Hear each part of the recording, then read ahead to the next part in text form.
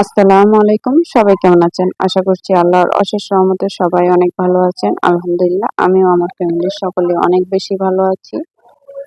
তো ঈদ মোবারক সবাইকে। আমি পরবর্তীতে ঈদ মোবারক দিয়েছি কারণ ঈদের তো অনেকদিন চলে গিয়েছে। তবে কিছু মনে করবেন না, ১ সপ্তাহ তো ঈদ থাকে।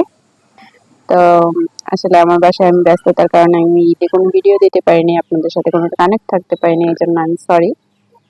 বাড়িতে মেহমান আসছিল। তো মেহমানরা আজকে সবাই চলে গেছে। মানে কালকে থেকেই যাওয়া শুরু করেছে। তো আজকে পর্যন্ত সবাই চলে গেছে। ভোর ৩টা বাজে চলে গেছে সবাই। আর দেখলেন তো ঘরের কি অবস্থা হয়েছিল। তো সেগুলি আমি কিন্তু অফ ক্যামেরায় ঠিক করে নিয়েছি। বাড়িতে মেহমান থাকলে তো বুঝতেই পারেন ঘর-দুয়ারের কি মানে অবস্থা হয়ে যায়। তবে মেহমান থাকলে যে আনন্দটা হয় সেটা কিন্তু অন্যরকম একটা আনন্দ, অন্যরকম একটা অনুভূতি। তো যাই হোক, আমি কিন্তু অফ ক্যামেরাতে আমার রুমগুলি সবগুলির সামনে নিয়েছি। বাচ্চারা এখনো ঘুমাচ্ছে। তো এই ফাঁকে আমি রুটিও বানিয়ে নিয়েছি। একদম সকালবেলা উঠেছি তো ফজরের নামাজ পড়ে আর ঘুমাইনি। মানে আমি ঘরগুলি গুছিয়ে নিয়েছি। আটা করে ইয়াও করে নিয়েছিলাম। রুটিটাও বানিয়ে নিয়েছি ওরা ঘুমে থাকতে থাকতে। তো এদিকে ওদেরকে খাইয়ে দিয়েছি। তো দুপুরে রান্নাবান্নাতে চলে এসেছি। আসলে মাছ মাংস এই কয়দিন না অনেক খাওয়া হয়েছে। যেটা আর খেতে ইচ্ছা করছে না। তাই সেজন্য কি করলাম, যে ভাবলাম একটু শুটকি ভর্তা করি। তো শুটকির জন্য আমি শুটকি ভর্তা করে নিচ্ছি। আসলে যারা এরকম মাছ মাংস খেতে খেতে বোর হয়ে যাচ্ছেন, ঈদের মধ্যে এমনটাই হয় যে মাছ মাংস খেতে হয়। সময় মেহমান থাকে তো মাছ মাংস ছাড়া তো হয় না। তো সেগুলি খেতে খেতে যারা বোর হয়ে যায় তারা আমার মতো এরকম শুটকি ভর্তা করে খেতে পারেন। তবে আজকে শুটকি ভর্তাটা একটু অন্যরকম করে করতেছি। সেটা দেখলেই বুঝতে পারবেন। আর এভাবে যদি শুটকি ভর্তা করে খান, এটা ভর্তা না, একটা ভুনা, শুটকি ভুনা হয়। তো আশা করি আপনাদের কাছেও ভালো লাগবে। তো আমি শুটকি আর পেঁয়াজ, মরিচ, রসুন এগুলি কিন্তু টেলে নিয়েছি। ভালো করে টেলে নিয়েছি। একদম সিদ্ধ হয়ে গেছে যেভাবে সেভাবে টেলে নিয়েছি। তো এটাকে আমি এখন একটু শিলপাটাতে বেটে নিচ্ছি। যারা শিলপাটাতে বাটতে চান না তারা ব্লেন্ডার করেও নিতে পারেন, কোনো সমস্যা নেই। তো আর আমি বাসমতি শুটকি নিয়েছি। তো বাসমতি শুটকি কিন্তু একটু কাঁটা বেশি থাকে। সেজন্য কাঁটাটা আমি একদম ফিনিশিং করে বেটে নেব, যাতে কোনো কাঁটাটা না থাকে। তো দেখুন আমি এটা বেটে নিচ্ছি আরকি। তো এই পর্যায়ে ভিডিওর এই পর্যায়েতে বলতেছি, যারা আমার ভিডিওটি ক্লিক করেছেন দেখার জন্য তারা প্লিজ ভিডিওটি একটি লাইক দিয়ে পুরো ভিডিওটি দেখে নেবেন। আর যারা আমার চ্যানেলে নতুন এসেছেন আজকে, তো তারা অবশ্যই চ্যানেলটি সাবস্ক্রাইব করে আমার পাশে থাকবেন। আর আমার ভিডিওতে যদি কোনো ভুল হয়ে থাকে তো ক্ষমার দৃষ্টিতে দেখবেন। আর এখানে আমি কিন্তু ভর্তাটা করে নিয়েছি। আর এটা ভুনা করার জন্য আমি কিছু পেঁয়াজ কড়াইতে দিয়ে দিয়েছি তেল দিয়ে।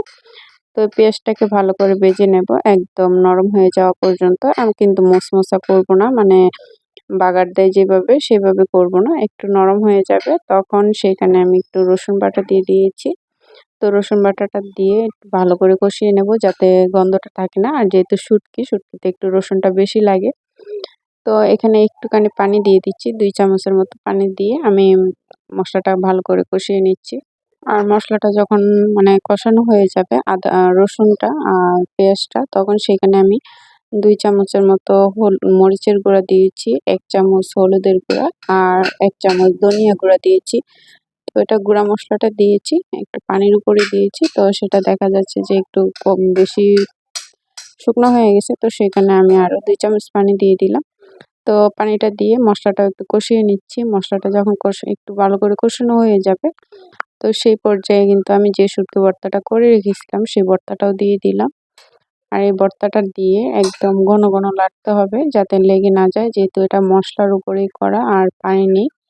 তো আমি সেই ক্ষেত্রে কিন্তু তেলের কড়াইতে দিয়েছি যাতে নিচেতে না বাজে। আর যদি সিলভার কড়াইতে দিতাম বা যেটাতে তরকারি রান্না করি সেরকম কড়াইতে দিতাম তাহলে কিন্তু এটা লেগে যাওয়ার সম্ভাবনা ছিল। তো এখন কিন্তু এটা লাগবে না। আর আস্তে আগুন দিয়ে করব। আর এখানে কিন্তু আমি আগুন আর দেইনি। যে আগুন আছিল হালকা আগুন, লাকড়ির আগুন। তো সেই আগুনে কিন্তু এটা হয়ে যাবে। বারবার একটু একটু নেড়ে দিলেই হবে। তো উপর থেকে তেল যখন বেশি উঠবে তখন কিন্তু আমার এটা হয়ে যাবে প্রায়।